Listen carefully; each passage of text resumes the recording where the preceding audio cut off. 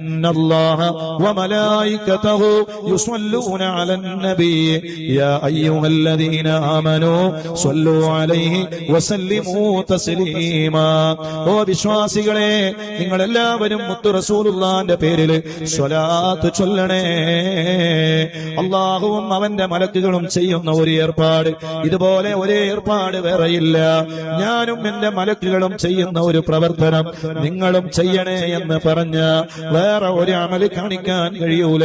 ഞാൻ നിസ്കരിക്കുന്നുണ്ട്, എന്റെ മലക്കുകൾ നിസ്കരിക്കുന്നുണ്ട്, അതുകൊണ്ട് നിങ്ങൾ നിസ്കരിക്കണേ എന്ന് അല്ലാഹ് പറഞ്ഞില്ല. ഞാൻ ഖുർആൻ ഓതുന്നു, അതെ എന്റെ മലക്കുകൾ ഖുർആൻ ഓതുന്നു, നിങ്ങളും ഖുർആൻ ഓതണേ എന്ന് അല്ലാഹ് പറഞ്ഞില്ല.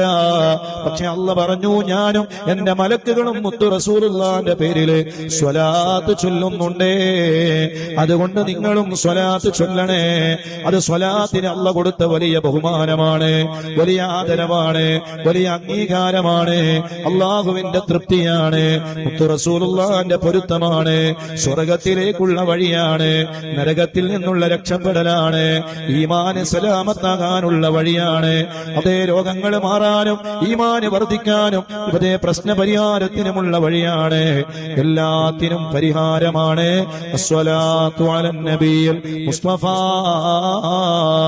മുത്തു റസൂലുള്ളാഹിന്റെ പേരിലുള്ള സ്വലാത്ത്. അതുകൊണ്ട് മുത്തുമൂമിനീങ്ങളെ, മുത്തുമൂമിനാത്തുകളെ, സ്വലാത്തിനെ മറക്കല്ല.